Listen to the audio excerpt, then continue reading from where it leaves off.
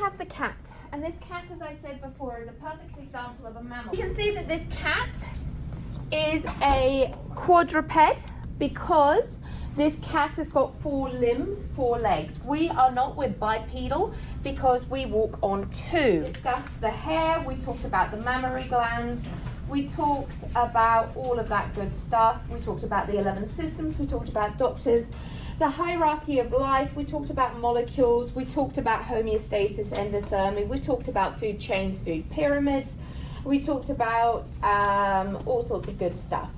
We talked about the vibrissae. These are the whiskers, and we talked that they're there for sensory, and we talked that they moved into our ears for our own balance. We talked insurance, and we already talked about doctors and a disorder for each of the systems. So we've done all of that. So let's get into this cat and let's see what we can come up with, okay? So again, let's do our positions. This is where we need to start. So we've got the lay of the land. The cat is laying ventral side down. We can see the dorsal side. This here is the anterior end. This here is the posterior end. So the cat is laying ventral side down. This is dorsal, this is anterior, and the tail end is posterior. We can see that there is a difference between the forelimbs and the hind limbs. The hind limbs are far more muscular, and that is to allow for locomotion, whereas the forelimbs are going to be for maneuverability and for it to maneuver around. If we looked on the feet, we would see nails. Again, they're for protection, and again, they're made out of keratin, the same stuff that's made out of the hair that we see on this cat. So let's just go to the posterior end, and let's go to, turn around cat. Let's see if we can figure out if this is a female or a male. So what we can see here is there is no large scrotum on this region, so therefore this is a female cat. I can tell by the urogenital opening that this is female because it is devoid of a large scrotum, which would contain the testes if this were male.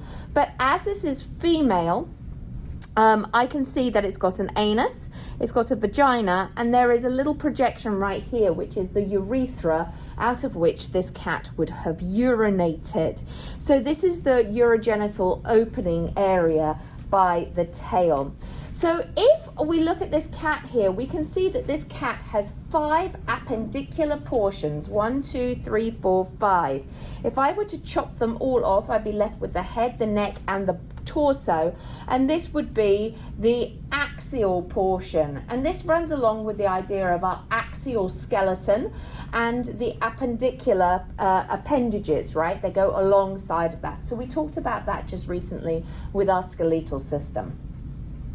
Cavities, let's divide this up again. So in the head, we have the cranial cavity.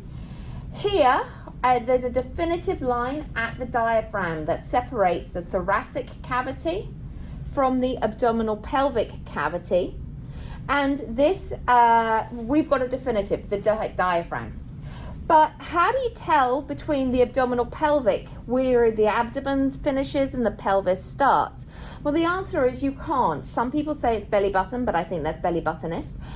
Instead, I say it's about the hip level. So if you drew a line about here, below, that is going to be the pelvic region, and between here and here would be the abdominal region. Okay? So let's look at the anterior end. Okay? And what we have here is the cat's head. We can see that the majority of the sensory organs are going to be located at this head. Why? Because of close proximity to the brain. The brain is going to be encased in this skull. The brain itself is made up of 3 parts, going from largest to smallest. We've got the cerebrum, which is the largest part of the brain. Then we have the little brain, which is the cerebellum, and then the brain stem, which then attaches to the spinal cord, which runs down the vertebrae inside on the dorsal side of this mammal. The brain itself is separated into 4 lobes. the 4 lobes of the brain. We have the frontal lobe, we have the parietal lobe, the occipital lobe, and the temporal lobes on the side that make up the cerebrum, and the longitudinal fissure down the middle. Notice how wrinkly it is. The gyri, ridges, and you soak down low in the valleys, the sulci. The wrinkles, the gyri and the sulci, are there to increase the surface area to allow for more neural cognition and better thought processes and higher order thinking. Now remember that the frontal lobe is where we get our thinking from. This is where we get our emotion, our learning, our thought, our movement even. This is where it's all processed, but unfortunately this is also what gets bathed in cortisol when we're stressed, and it shuts it down, and the only thing that you can do to negate that is oxygen, to breathe, right? The back of the brain, the occipital, this part right here is where we actually see. We don't see from our eyes. Our eyes are just mechanisms of which we can use to be able to allow the light to come in and start to get processed. But it's the actual understanding of the material, understanding of the light, and the understanding of the electrical conductivity to the brain that happens here in the occipital lobes that allow us for vision. Okay, parietal is sensory and temperature, and temporal on the side, hearing and memory. The little brain, the cerebellum, and then the brain stem. Okay, the brain itself is so important that it is protected by a massive cranium, by skull. And again, those skull bones were not fused as a fetus, but as it grew older and older and older, we had those suture joints, which then formed this skull, and it allowed for this to be a hard protective. Protection doesn't end just with the skull, but rather we also have those meninges, those membranes that go around the surface of the brain. The meninges here, there are 3 of them going from the surface of the brain to the surface of the skull to the surface of the brain, going outside, inside. We start with the dura mater, which means tough mother. Then we have the arachnoid, which is the spider mother, which is the, it looks spidery, spider web-like. And then the one that is on the surface of the brain is the pia mater, which means tender mother. And this third thing, remember there are 3 things in most things, 3 meninges, 3 levels of protection: the skull, the meninges, and now the CSF, the cerebrospinal fluid. That has 3 functions. That is for cushioning, cooling, and circulating. CCC, cushioning, cooling, and circulating. And that cerebrospinal fluid is what's going to go all the way inside the brain, around the brain, and down the vertebral column and back up again. Remember also that when we were talking about the brain, when we took it apart, and we saw here that on the underneath side we had the pituitary gland, we had the hypothalamus, thalamus. These are all part of the endocrine system producing hormones. So these 2 are quite closely related. Let's see. The other senses that we need to talk about are located close by so that the information can be received by the brain, interpreted and responded accordingly, hence the function of the nervous system. So here we have these ears. Notice how these ears flaps are quite movable, and these ear flaps here are the pinnae. These are going to move to allow for the sound waves to be filtered in. So the cat's ears, you may have noticed, they do rotate and they move a lot. And that is so that they can isolate where is this sound coming from. This pinnae is going to help to funnel the sound waves into our ears so that they can then be picked up and deciphered by the brain. Okay, let's go anterior a little bit and let's talk about the eyes. Again, the eyes have a whole lot of protection here.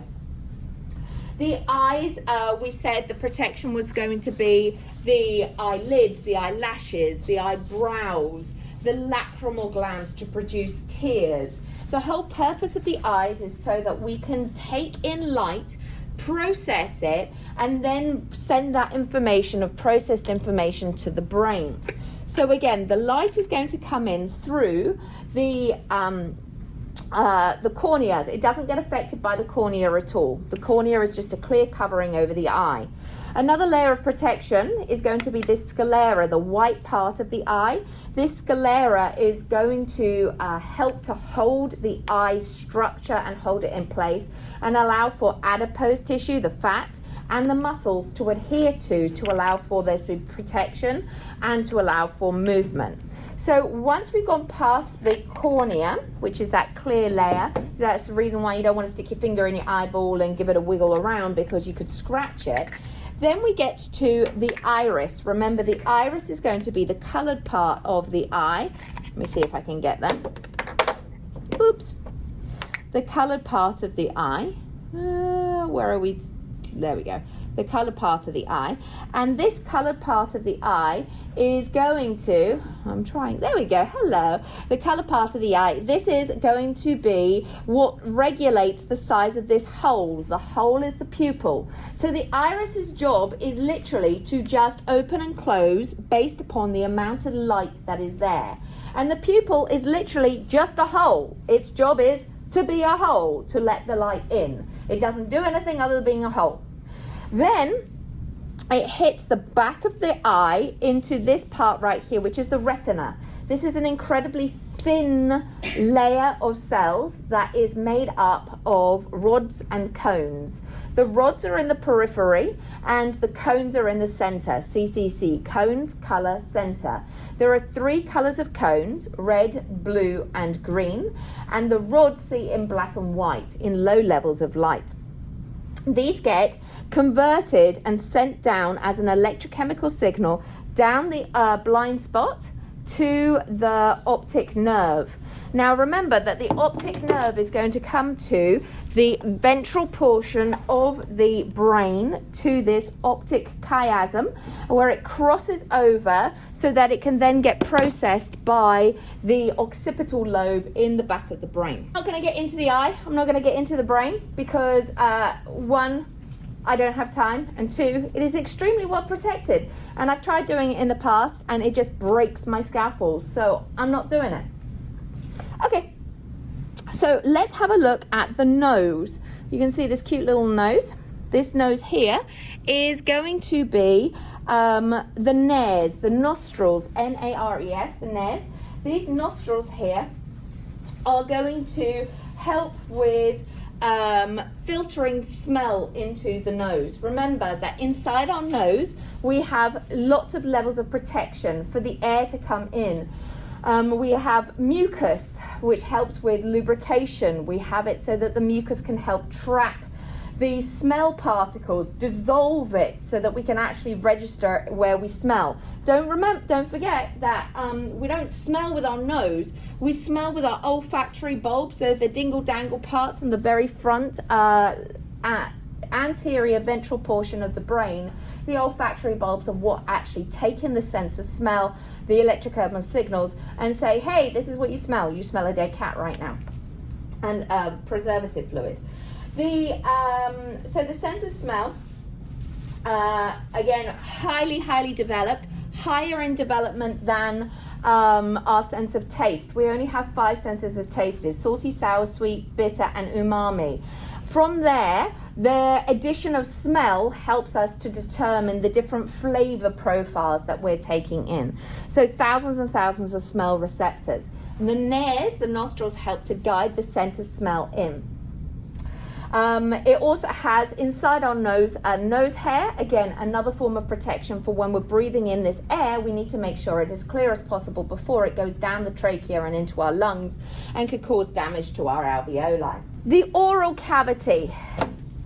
So if I were to get into this oral cavity, which would be a good thing should I wish to do so, but because this is an adult cat and the bones have ossified, they've calcified, they've hardened, my scalpel breaks, and it's quite horrific me getting out a bone saw to try and cut through the hardened bones.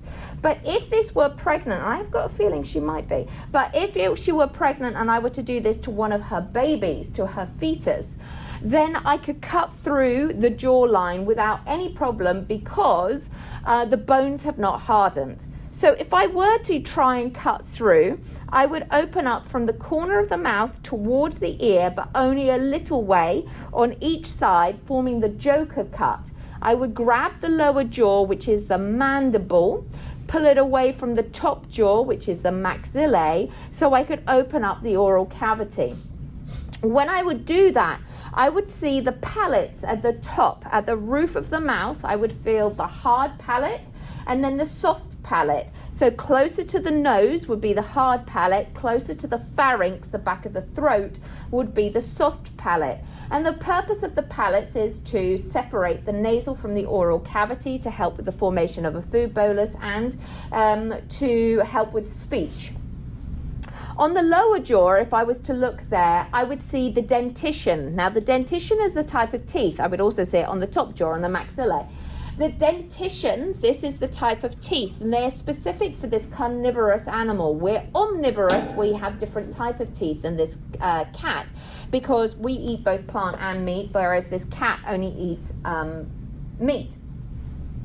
On the lower jaw, I would also see the tongue. The tongue is very important for moving this food bolus or formation of a food bolus, to move the food around the mouth and to allow for mastication. Remember that mastication is the process of the chemical and mechanical breakdown of food in the oral cavity. So the mechanical is the grinding, the movement of our teeth and our jaw and our tongue, but it is also going to be the chemical process, which is the production of saliva.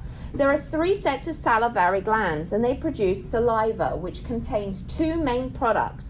Amylase, which is an enzyme that breaks down starch, and mucin. Mucin is going to help with the lubrication and the formation of a food bolus. This is basically an egg or a spherical shaped masticated ball of food, and it's in this shape so that it can easily be passed down the esophagus. So in order to get the food bolus from the mouth into the stomach, the tongue does a rhythmic kick to push it into the pharynx. The pharynx is the back of the throat, where it decides if it's going to go down the esophagus or down the trachea. The trachea is for air only. We do not want to have any food or water go down the trachea, and so there is a flap of cartilage called the epiglottis that closes over the trachea as we swallow to prevent the food or water or anything other than air going down the trachea. Which is why you should never talk with your mouth full, because it could potentially, as you're inhaling and you've got food, you could get food going down your trachea and you could aspirate, you could choke, and then you would need to have the Heimlich maneuver. That would be a bad thing, because you'd be choking. The food bolus goes down the esophagus through rhythmic contractions called peristalsis, and this allows for the food to go down smoothly, and it also allows you, if you were to be in space, to swallow, because you don't need gravity. You could eat upside down, not that I recommend it, but this esophagus is going to use peristalsis to move the food down through your back of your from the oral cavity down into the stomach. Okay, a couple more lay of the lambs. Let's just do a couple of lay of the lambs. Remember that the buccals, the buccals are the cheeks, the mandible is the lower jaw, the cervical region is the neck, the thoracic region, the acromial is the shoulder, the cubital is the elbow, the patella is the knee, the pedal is the foot, the umbilicus, or umbilical, is the navel, the belly button. We did thoracic, abdominal, pelvic, dorsal is the back, ventral is the stomach, axial, appendicular, coxals are the hips, palmars are the palms. All right, that's good. So what I'm going to do now is I'm going to remove the skin. The skin is going to, and I'm going to turn the cat because I'm left-handed. Okay, so if I was going to cut any mammalian organism, I would cut straight down the midline. I'm going to come down here, I'm going to cut to the sides, and then I'm going to cut the flaps off up the top. As I do that, I can see where the diaphragm is, and it's going to be connecting. I can also see that as I'm cutting down the midline, I'm going to hit bone. That's okay, I don't want to go through the bone right now, but as I hit the abdominal pelvic region, I need to make sure I lift up so that I do not cut the viscera below, okay? So let's do that. Now, as I'm cutting through skin, I'm cutting through fur, I'm cutting through any adipose tissue that would be below, and the skin, you might be able to see it. I'm just cutting the skin down right now. The skin was there for protection, it's for waterproofing, it's there for all sorts of good stuff. But you might be able to see, I hope you can see, that there is a little bit right here of, it looks yellowy connective tissue. It looks almost spidery. That's the fascia. The fascia connects the layers of the skin and the muscle. So I'm just going to cut through right now. I'm lifting. Notice that I'm giving it really good tension to lift up, because I don't want to cut the organs below. There we go. Oh, you can see this is kind of cool. Can you see this membrane right here? All right, so notice right here that there is a membrane. Can you see the membrane? Yeah. That's the peritoneum. That's a membrane that's around the abdominal pelvic cavity. That's pretty cool. We don't often see that. So what I'm doing is I'm cutting straight down the midline, and I'm going to cut down to about the urogenital opening. Notice I haven't bothered about going up here yet. And now I'm going to cut across. You can also see between the layers here, you can see the muscle and you can see the skin. When we look at the muscle, we would notice that the muscle goes in one direction. That one direction for the muscle is because muscles do one thing, which is to pull. And this pulling happens in one direction. And for every muscle that goes in one direction, you're going to have a muscle that happens in the other direction. You can see there's a layer of adipose tissue here. This adipose tissue is fat. That fat is there for the same three reasons, which is protection, insulation, and long-term energy supply. Okay, so I'm going to cut on both sides. I'm cutting across. I'm making sure I'm looking where I'm cutting. I don't want to cut blindly because that would be a problem. Okay, let's see. I'm going to cut this membrane now. You saw the membrane? It's pretty cool. Boop. All right, so I'm cutting up the sides. Cutting up the sides. I'm being careful not to cut the viscera. All right, so what I want you to see here, I'm hoping you can see, is that it is completely sealed off right here. It's completely sealed off right here. And that is because this is the diaphragm that separates the thoracic from the abdominal pelvic cavity. Okay, so this is the diaphragm right here. So let's keep going. So now I've cut through. I want to cut through to the bone here. So because this is an adult cat, it does make it a little bit more tricky because the bones are harder, but we can manage. So what I'm doing is I'm looking still. I'm looking and I'm cutting. All right, so I'm going to take this diaphragm down so I can have a look. Here we go. We can see the ribs.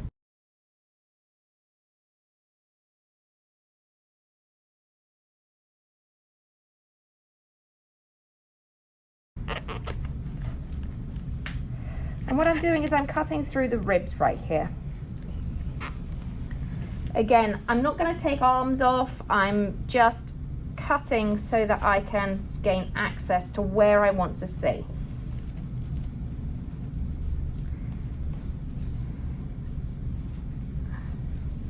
Again, I'm cutting away from my stabilizing hand as much as possible. I've not got my specimen in the air. I'm being as safe as I can be. Okay, and I'm going to do the same on this side. You can see quite clearly the flap right here. Yes, that's the diaphragm. I'm just taking off the skin.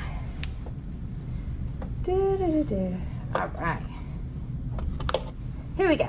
So now I've opened up the thoracic and the abdominal pelvic cavity. But first I want to get up here into the throat. So I'm just going to turn her around a second so you can see it a little clearer. No, yours won't have string. I'm not sure why mine has string, but it has string, so we'll just take the string off. Boop. Okay, so what I want to show you in here is, this is the throat. And we will be able to see in the cervical region right here, we're going to be able to find a couple of structures that are going to be important for us to notice and see. So underneath some of this muscle, so I'm just taking some of this muscle off that sits over the top, I can see a beautiful structure right here. I don't know if you can see it. I'm hoping you can. But this beautiful structure right here, you can see the distinctive rings of cartilage. So let me see if I can bring that down for you to see. The distinctive rings of cartilage. These rings of cartilage right here. Can you see them? I know that this is the trachea for two reasons. One, its location is going to be closest to the surface of the ventral side. And second, I can see these distinctive rings of cartilage. Those rings of cartilage are there to reinforce the trachea so that it doesn't collapse on itself, because it would be really difficult to get air into a collapsed straw. Just the same way as if you've been chewing on a straw when you're trying to drink, it's really difficult to suck up that water or whatever you're drinking, right, the soda. So the trachea has these rings of cartilage that go 5/8 the way around. Why not all the way? Because right behind it is the esophagus. So to find the esophagus, I'm going to lift up on the trachea and slide my finger underneath, and directly underneath the trachea, right here, this is the esophagus. It is a very flexible, flat tube that runs directly under the trachea. Trachea, esophagus. The esophagus is the food tube, the trachea is the air tube. Now that air tube is going to come down into these beautiful asymmetrical lungs. These lungs here are asymmetrical because they have to fit in this heart, but they are super squishy, and they are very flexible because they have to be able to expand and to fill up with air. And this process of breathing is done by Boyle's law, B-O-Y-L-E-S, Boyle's law. So as the diaphragm pulls down and as the rib cage goes out, the volume inside this thoracic cavity increases, which decreases the pressure, and so air equalizes by going into the lungs. When the rib cage compresses down, the diaphragm pushes up, the volume decreases, which increases the pressure, because this is an inverse proportional relationship. And so this P1 V1 equals P2 V2, as the pressure increases inside, because the volume has decreases, the air leaves and we exhale. So the ability to breathe is completely and utterly controlled by the movement of the diaphragm and a little bit by the intercostal muscles in between your ribs. The way that the air, so we've moved the air in, remember it goes down through your nose and mouth, preferably in the nose because of the filtration methods and the protective methods. It goes down the trachea, it branches to the bronchi, which go into each of the lungs. It goes to the bronchioles, and then it goes to the alveoli. In the alveoli, these are lots and lots and lots, millions of little sacs that fill up with air. Now wrapped around these alveoli are the capillaries that come from the heart and the blood supply, and this is where we get an exchange of gas through the process of diffusion. Diffusion is the movement of molecules from a region of high concentration to a region of low concentration. So inside the alveoli we have a higher concentration of oxygen than we do in the blood. So the oxygen moves from the alveoli into the blood. At the same time, the concentration of carbon dioxide is higher in the blood than in the alveoli. So the carbon dioxide moves from the blood into the alveoli. So as we exhale the carbon dioxide and we inhale oxygen. Why? Because we need it for cellular respiration. C6H12O6 plus O2 yields CO2 plus H2O plus ATP, adenosine triphosphate. And so this whole process is to do with all of that. Okay? Diffusion, movement of air, so that we can have it for the process of cellular respiration. Okay, so now we're going to look at this cardiovascular system, and what you notice is that this is the heart, and you can see how the heart is actually inside a protective membrane, one of Pearman's favorite words. This membrane is called the pericardium, and you can see it right here. This is the pericardium, or the pericardial sac. And it's a membrane that goes around the surface of the heart that helps to protect it. It also allows for the addition of adipose tissue, and again, that's going to be a good thing to help with insulation, with protection and long-term energy. But too much of it would be a bad thing. Remember our pumping hands with the pericardium squishing or not. All right, so the lay of the land. The apex points to the feet. So this is the apex here of the heart, and this would be where the base is. So the base, it's all about the base, not the apex, because the base contains all of the tubies that go into and out of this cap. So I'm just going to remove my heart. And to remove it appropriately, I could literally, if it was small enough, like I did with the rat, grab hold of it and just give it a little pull to pull it out. But I'm just going to give it a little cut. Boop. All right, so let's move this out the way and let's get to my heart here. So here is the heart. And what we can see is, again, it is wrapped in a pericardium. So I'm going to just remove the pericardial sac. Or try to at least. Here we go, because I'd like to have a look at the surface of the heart.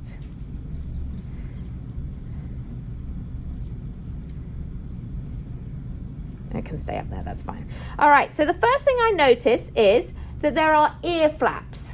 These ear flaps are the auricles. There are two ear flaps, one on each side. Here's one, and here's the other. These auricles are the start of the atria, which are the top chambers of this heart. On the outside of the heart, I also notice that there are little lines. Boop, boop, boop, boop, boop, boop. Bless you. These are the coronary arteries. These coronary arteries feed the myocardium, this heart muscle. Remember, there are three different types of muscle. Skeletal, which is found attached to bones. We have cardiac, which is only found here. And we have smooth muscle, which was found within our intestines and within blood vessels, so on and so forth. Okay, so this auricle is right here. This is the flap. And if we look at the very top, we can see the base. This is where we've got all of these tubies, all of these going in. If we look and found the thickest, strongest blood vessel, I'm going to try and take some of this pericardium off.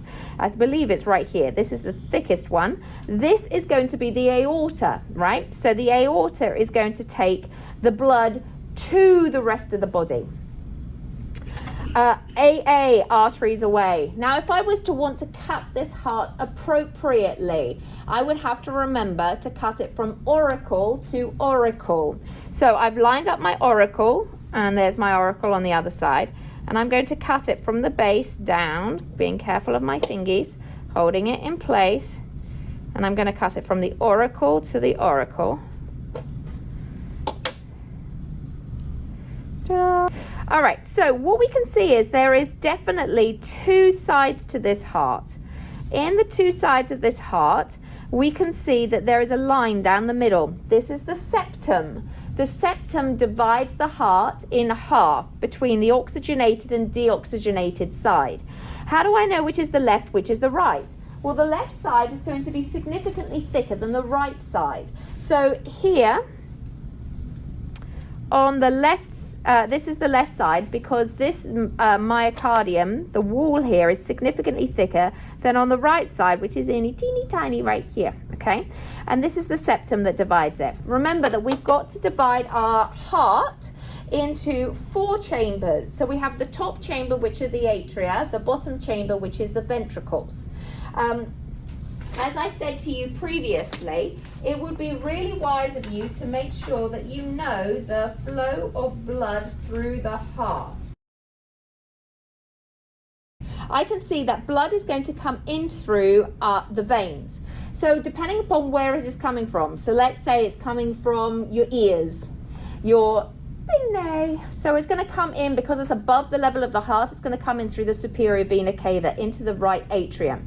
It waits and waiting for the node to fire, the SA node, the sinoatrial node. It pushes through the tricuspid valve into the right ventricle. From there, it's going to go up and out of the pulmonary artery through a valve right here, which is the semilunar pulmonary valve. It goes to the pulmonary arteries. Remember, artery away. It goes to the lungs. It's going to return via the pulmonary veins into the left atrium.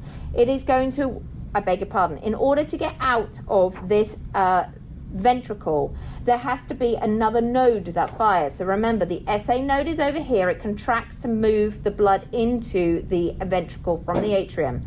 The atrioventricular node then comes down and squeezes the ventricle, which pushes the blood out of the semilunar pulmonary artery out into the lungs. It's going to return through the pulmonary veins into the left atrium. The SA node fires, it squeezes through the bicuspid and into the left ventricle. This is where the AV node has picked up, and it's now come down, and it's causing the electrical signal to squeeze this left ventricle, which is significantly thicker than the right, because it's got to push the blood through the entire body. This is then going to move up and out through the semilunar aortic valve, through the ascending aorta, to the aortic arch, the aorta, the descending aorta, and let's say it's going to go down to your toes. After it's reached your toes, it's going to come back to the heart again, and this time it's going to come back through the inferior vena cava, because it is below the level of the heart.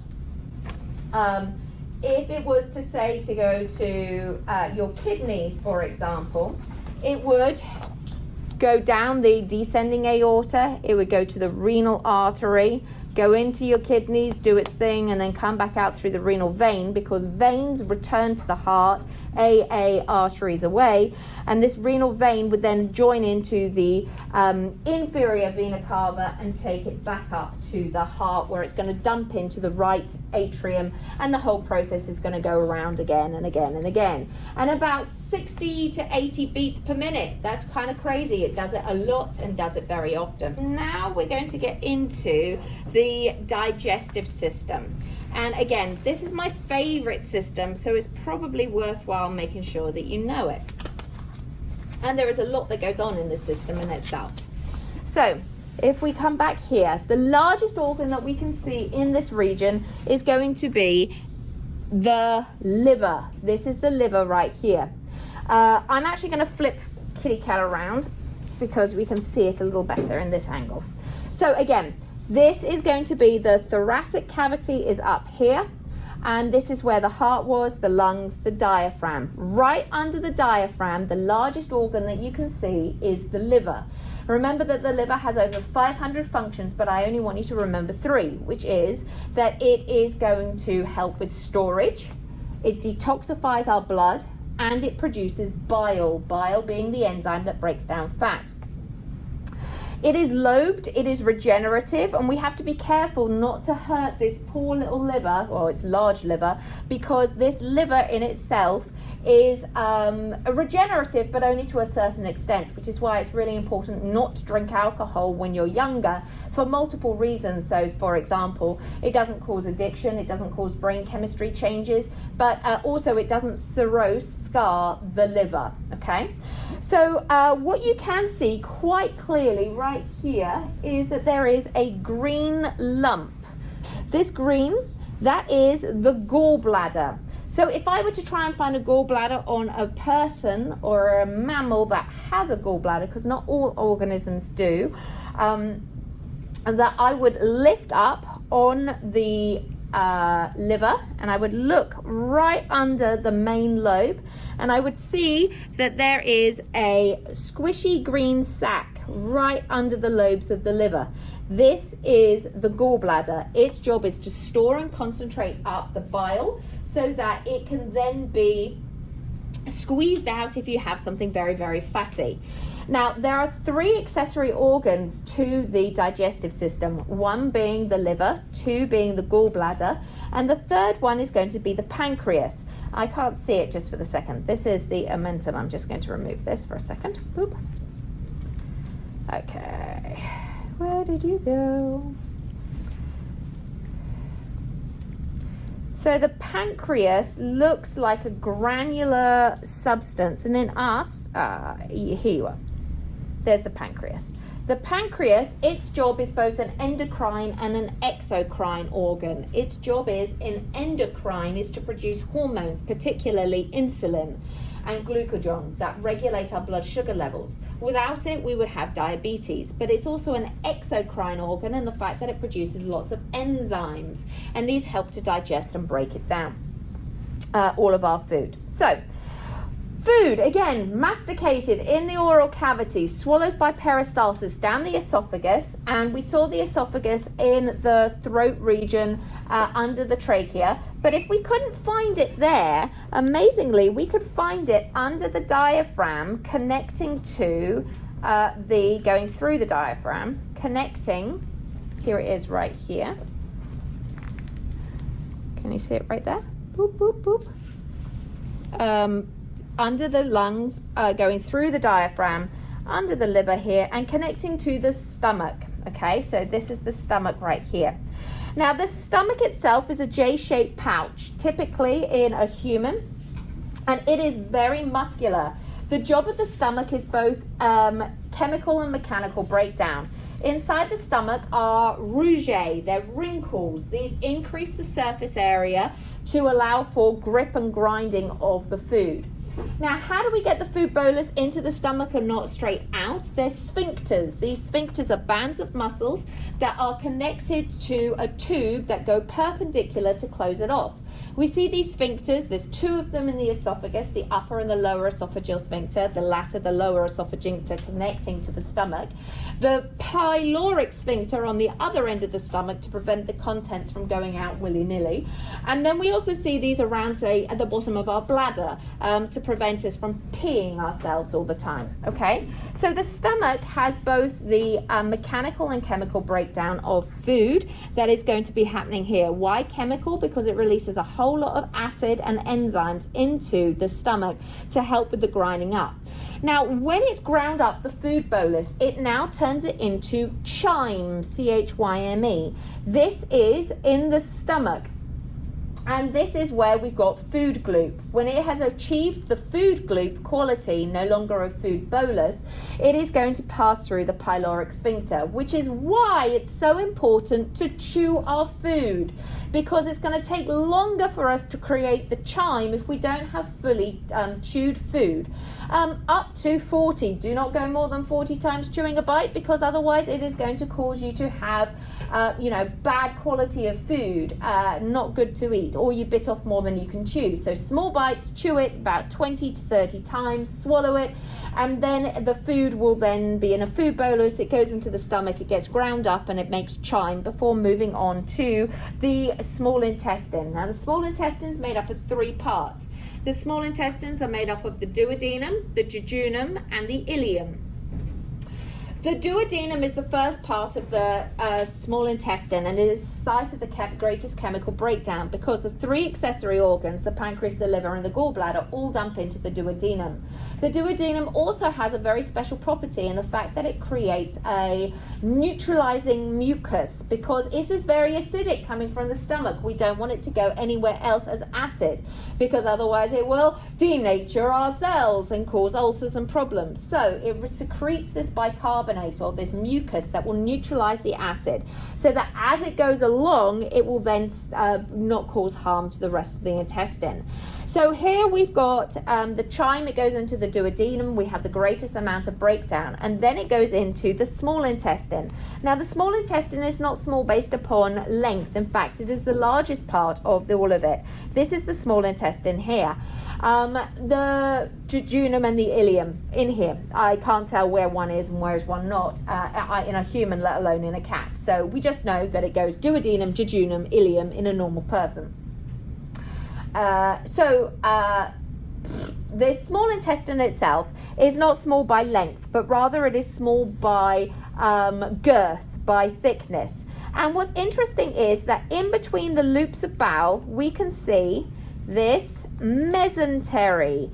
The mesentery is made up of 3 parts of tissue. They are connective, they are vascular, and they are nervous. You can see it here that I'm poking with my finger. This mesentery holds the intestine in place. That's the connective tissue. It has a huge amount of blood supply because the blood needs to be able to absorb the nutrients and also to provide the bowel with blood flow to keep it healthy and working. And then it has nerves in order for peristalsis to keep the food moving along, rhythmic contractions along the tube. So let's have a look inside the small intestine and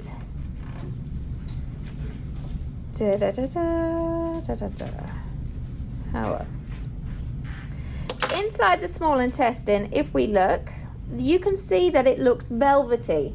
This is because of the villi. These are the microfiber-like projections, the finger-like projections, that are going to increase the surface area. Remember, that's why we have inside the intestine these villi, to increase the sucking up ability. 90% of all nutrients and water are sucked up in the small intestine. Okay, the small intestine is then going to connect to the large intestine. Now, oh, she's not pregnant, she just had a lot of fat. Oh, that's all right. The large intestine, the first portion that it joins to is the cecum. Now, attached to the cecum is a dead end, a vestigial structure that we used to think was vestigial, that we didn't need it anymore.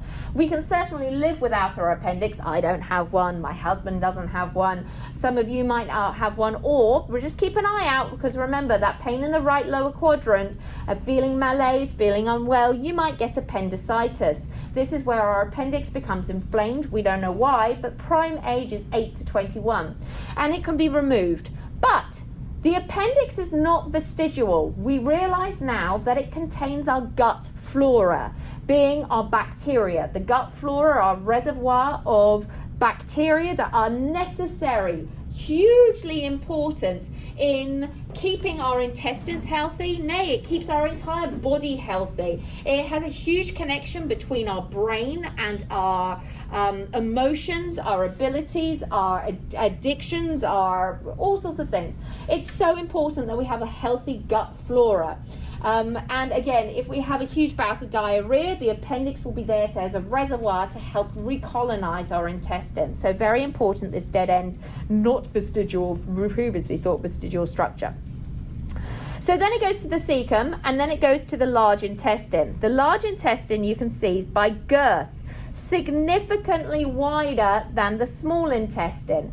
The large intestine is going to be, main 2 functions are to absorb water and to form poop. So then this would go to our rectum, and then when the rectum, small section, fills up with poop, it's going to put signals to our brain to say, hey, you need to go to the toilet and you need to defecate, you need to pass the feces, the poop out. And again, that's going to be muscular contractions of the abdomen and peristalsis, rhythmic contractions along the way. The urinary system, the main 2 organs would be the bladder and would be the kidneys. The bladder is really quite small, but it's right here. This is the bladder. Boop, boop. I'm surprised I could actually find it. It actually feels quite hard, to be honest with you. I think she had a problem. The bladder is just an inflatable sac that helps to store the urine, to allow for the connection, the collection of water so that we can conserve it even further if we need to. attaching to the bladder would be the ureters that are going to go up and connect to the kidneys. Now, I've moved all of the intestines to one side, and this will allow me to find underneath here the retroperitoneal. So in the back, I'm going to find a kidney. It is enclosed behind the peritoneum, so behind this membrane of the abdominal pelvic region. There is some fat around it, and you can see it's still inside the renal capsule, which is this part right here. So I'm just exposing the kidney. Now on top of the kidney, there is a gland, that's the adrenal gland, and the adrenal gland is there to produce adrenaline, part of our hormones. It also helps to regulate our blood pressures and all sorts of things. So here we go. Here is my kidney. I've just removed it from the renal capsule, and if I'm very clever, I might be able to notice. Can I be clever? Or is that going to damage? Let's see. I can be clever. Come on, be clever with me. You can see there is a tube that is going down from the kidney. This is the ureter, and this ureter is going to go towards, posteriorly towards the bladder, and this is what's going to take the urine, which is created by the kidney, 24 hours a day. There is no filter, there's no stopping the filtration of the blood and production of urine. Even when you're asleep, it continues, and it's going to take it down to the bladder for storage. And if you notice very carefully right here, I'm hoping you can see, there is a connection going towards the blood vessels. These are the renal arteries and the renal vein. Arteries away from the heart into the kidney at high pressure, high oxygen, and then renal vein is going to take the blood away from the kidneys back to the inferior vena cava to be returned to the heart. Now, I'm just going to remove my kidney. Okay.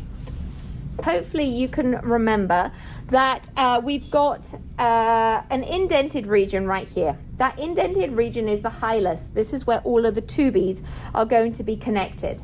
And I hope you also remember Pearman's silly phrase, keep the hilus to the sky and cut lengthwise. If I was to try and cut this appropriately, that is how I would do it. So again, we found the hilus is the indented region. I've got the ureter coming off, and I also have blood vessels that go into and out of.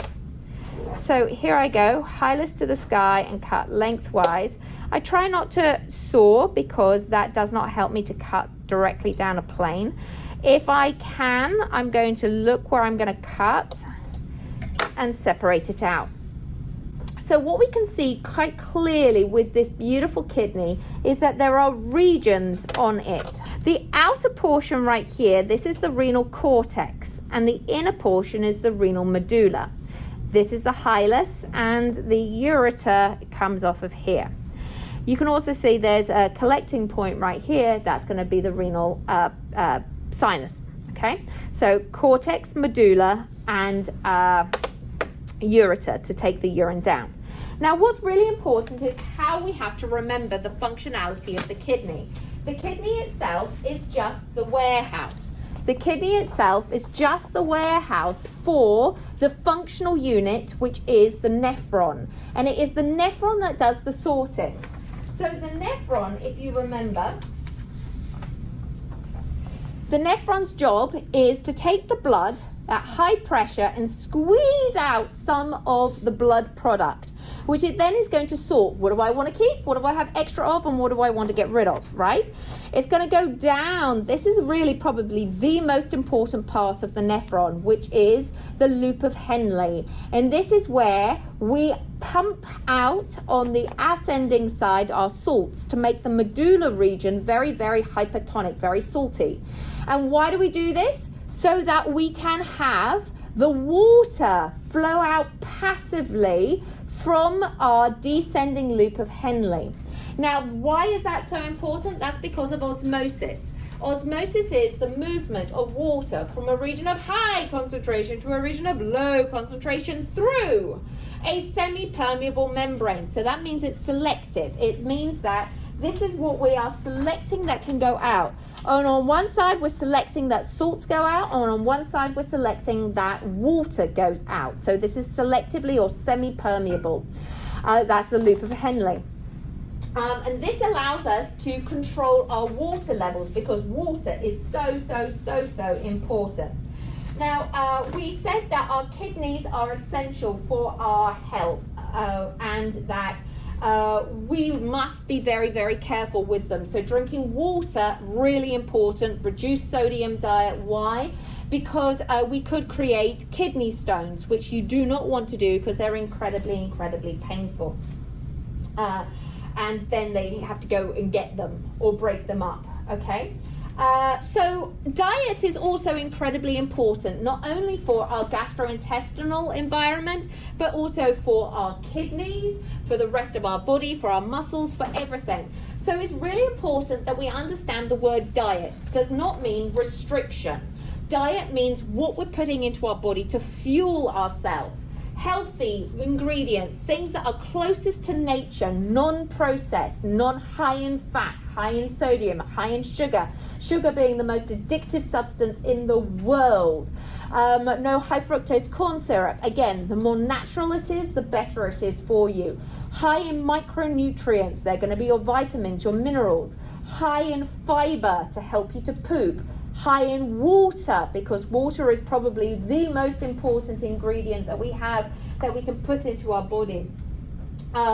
We also need to understand that if we are about restricting and saying, no, we can't ever have any sugar, we can't ever have any this, that, or the other, that could be problematic because that could mean that we're now going into more of a psychological realm, and it could lead to an eating disorder, which we mentioned and we talked about anorexia nervosa, where we have this self-restriction to a form of self-starvation. We talked about bulimia nervosa, whereby we have binge and purge. We have to remember, people, that this is not a choice, that eating disorders is a biopsychosocial disorder. Great word. Biopsychosocial, meaning that there is three parts to this disorder. That there is a biological component, so there could be something in our genetics that says that we are more likely to be addicted or have these psychological conditions. So there's a psychological component to it that is triggered by a social environmental factor. So there are three factors that can cause this eating disorder. It is not a choice. It is not something that we want to have. So again, eating healthily, very important for our own health and body. But eating healthily would also be incredibly important if we were having a baby. So ladies, particularly when you get pregnant, you're going to be put on prenatal vitamins to help with both your body and the developing fetus, because you are going to provide the nutrients to this developing fetus for the gestational period, the time that we're pregnant, gestation, of 9 months or 40 weeks. This is whereby our baby is going to grow and develop in our uterus that expands to hold the baby. And the baby is going to grow inside an amniotic sac with an umbilical cord that connects to a placenta. That's why we're placental mammals, not marsupials, not monotremes. This placenta is also called the afterbirth. So in a female, the female reproductive system, if I were to try and find, I'm going to try and find the female reproductive system, but we'll give it a try. So I would look, oh yeah, I can see them. You're going to look for these ovaries and a uterine horn, because this is the large intestine. The ovaries and the uterine horn, because she has more than one uterus, we only have the one. At the very top of the uterus, you would see teeny tiny little curly whirly section, plus a little, come out, a little ovary. And this ovary, are you in here? Yeah, up here. The ovary is the gonad. This is our sex organ that produces our gametes. Remember, our gametes are formed through meiosis. in the process of dividing, and we have the genetic variability between meiosis. My own sister and I are genetically different because of meiosis. That creates 4 genetically different daughter cells that are haploid, half the number of chromosomes. When the egg, which is haploid, and the sperm, again haploid, join together at the fallopian tube, and they form a zygote, we now have a diploid, meaning double, right? We've got the pairs of, and now it becomes somatic cells, body cells. It grows and develops, and then it falls into the uterus where it grows and develops into an embryo. We talked previously about the fallopian tubes. We talked about the cervix, the vagina, the ovaries. The female process of not getting pregnant for permanent is a tubal ligation. For a gentleman, it would be a vasectomy. And in the gentleman, we previously talked about the fact that the vasectomy was going to be cutting the vas deferens, which connects the testes to the urethra, because the urethra goes through the penis and does double duty of ejaculating and urinating. So the reproductive system for a female, I would be looking for a uterus, an ovary, a vagina. In the male, I would be looking for key characteristics such as a penis. I would be looking for a scrotum, testes. I would be looking for maybe the vas deferens, which connects the testes to the urethra, so on and so forth. Now remember that if this were a fetus, depending upon the age of the fetus, the testes may not be in the scrotal sac, which is why there's a whole lot of babies that are born preemie that cannot have babies themselves because their testicles have not descended down the inguinal canal into the scrotum and are therefore not matured to be sexually reproductive. Okay, so there can be some infertility with some gentlemen if they're born premature. Now, with intercourse, with having babies, there comes great responsibility because, as you saw from your baby cost, babies cost an awful lot of money, like thousands and thousands of dollars, even just for the first year. Imagine how much you've cost your family now. Woo! So if you don't want to have a baby just yet, or if you do not want to contract an STI, remember we just covered STIs, these are sexually transmitted infections. This is whereby it is more encompassing than diseases because it also contains those parasites, protozoans, mites, also viruses and bacteria that are showing and not showing symptoms. So it's more of an umbrella term. These STIs can be for life, like herpes or HIV. There can be a death sentence. They can just be nasty, and you can get pus filled, and you can lose bits of your penis or your vagina or your vulva. It can be in all sorts of mucous membranes. Very unpleasant. And if you don't want this to occur, what can you do? Abstinence, right? Abstinence to make sure that you don't get it. But don't forget that sometimes you can get an STI and be completely a virgin because you got them from snuggling with somebody who already had crabs. You got crabs, right? Nasty, nasty, nasty. So be careful. One more thing. So once the baby is born, right? The baby is going to come down, is going to be born. It comes out the vagina. If the head doesn't fit, they're going to do an episiotomy of the perineum. The baby's going to come out vaginally. It's going to help squeeze the lungs. It's going to help to stimulate the baby to breathe and pick up the vaginal flora. Again, very important stuff for the baby for first immunity. But then there's breastfeeding because, again, this is a mammal. And there's hair and mammary glands are the two key characteristics. The mammary glands are going to produce milk based upon crying. So you first get colostrum. That is going to be incredibly important because that contains antibodies, high in fat, very, very nutritious for the baby. And then it is going to be the milk, the fore milk, and then the hind milk, thin and watery to satiate the thirst, hind milk full of calories and to make them fuller for longer. Very important. Now, the baby itself is going to trick you into making sure that you love it and take care of it and feed it and never let it go, even though it's puked on you, kept you all up all night, pooped on you, peed on you, and bit you, and just it's draining your life forces. But you still love it and you want to take care of it because they trick you with their pheromones. Remember, they scent hormones that they're going to produce out of their heads, and they make it, and they smell so yummy, scrummy, and then you love it forever and ever and ever, even though they are costing you a fortune. Okay, so just as a quick reminder, what have we seen today? Respiratory. We talked about the trachea, the nose, the lungs, the diaphragm. Urinary. I dissected out a kidney. We talked about the nephron again. Nervous system. I discussed the brain. I didn't get into it, but I discussed the brain, the structure of it, the function of it. Muscles. Muscles pull. There are 3 different types of muscles. We talked about that. Reproductive. I went through in great detail the male and the female, and I identified where I would find them. Run, Mr.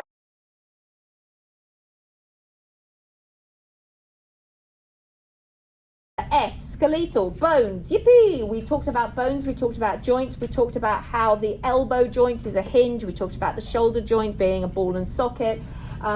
We talked about how there are suture joints, so on and so forth. All right, lymphatic. We didn't really get into the lymphatic system because that was really just the spleen, which is located over here. It's where did your spleen go? Anyway, it's a flat organ that's on the left-hand side underneath the stomach, and is for immunity. SLI, integumentary system. We talked in great detail about hair and skin and protection and melanin and insulation.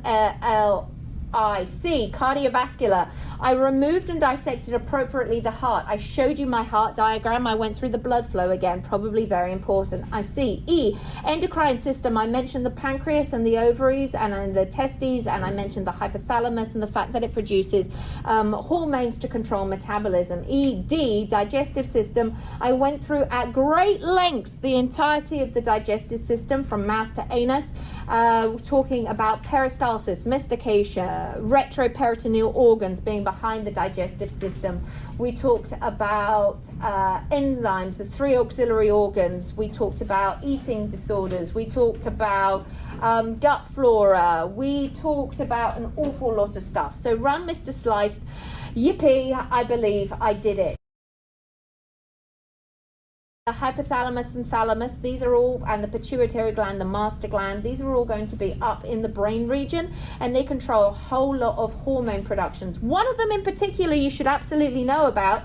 The pineal body produces melatonin, not to be confused with melanin. Melatonin, remember, that is going to be our sleep hormone, and that sleep hormone allows us to get sleepy when the lights go down. It's our circadian rhythm, which is why it's really bad for us to have any devices or TVs or anything on even an hour before we want to go to sleep, because our melatonin levels are not going to be produced enough. And how do we make sure that we keep this body healthy?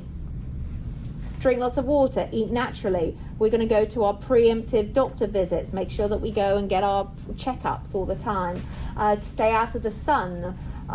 Drink water, avoid sugar, don't drink alcohol until you're of age, never take drugs, make sure our gut flora is really healthy. They're finding a huge connection between gut flora and mental health. Did you realize that our gut flora, our bacteria in our intestines, actually makes the majority of our serotonin? This is our happy hormone for our brain, and it's made by our gut. So if our gut bacteria is off, then it can lead to depression. It can lead to all sorts of things. We did positions, we did axial, we did appendicular, I did positions, we did the external features, we did or hierarchy of life, atom, molecule, macromolecule, of which there's 4: protein, lipids, carbohydrates, and nucleic acid. The proteins being made up of amino acids and taking to a polypeptide folding to make a protein. The denature, if it gets hot, cold, acid, so on and so forth. Macromolecules move to organelles, organelles to cells, cells to tissue, tissue to organ, organ to organ system. And then of those there are 11, run Mr. Sliced, and then that makes the organism, right? C6H12O6 plus O2 yields CO2 plus H2O and ATP, which is adenosine triphosphate. So if we've got something that is coming in from above the level of the heart, it's going to come in through the superior vena cava and go into the right atrium. This is where it fills up with blood. The SA node, the sinoatrial node, is going to send an electrical signal generated by the brain that stimulates that to send an electrical signal that contracts the atrium and pushes the blood down through the tricuspid valve into the right ventricle. At the same time, the SA node then travels across to the AV node, which is the atrial ventricular node up here. It travels down the septum, dividing the two chambers, two sides, the deoxygenated or low oxygen and the high oxygen, right, from the right and the left. It goes down and it comes up the wall of the ventricles, where it now gets enough energy to signal this to contract. Push! The blood comes up and out the semilunar pulmonary artery and it goes to the lungs. It is going to return from the lungs into the pulmonary veins and it dumps into the left atrium. Again, that SA node fires and this contracts the atrium, pushing the blood through the bicuspid or the mitral valve into the left ventricle. The left ventricle, again from the AV node, has now been contracted and it pushes the blood with the greatest whoosh, and it pushes the blood up and out of the aortic semilunar valve, up the ascending aorta to the aortic arch to the aorta. Now let's say it's going to go down to my toes. It is going to go down the descending aorta and it's going to go to my toes. But then, because it's below the level of my heart, it's going to return, and it's going to return through the inferior vena cava and repeat, going back into the right atrium, so on and so forth. Don't forget that around the outside of the heart, we have the heart muscle itself is made up of the myocardium, specifically to this heart, this particular type of muscle. Around that is the pericardium, which is my favorite word, or is a membrane around the outside of the heart. And then on the outside of that, we have the adipose tissue, which helps with the same three things, which is long-term energy, storage, and protection.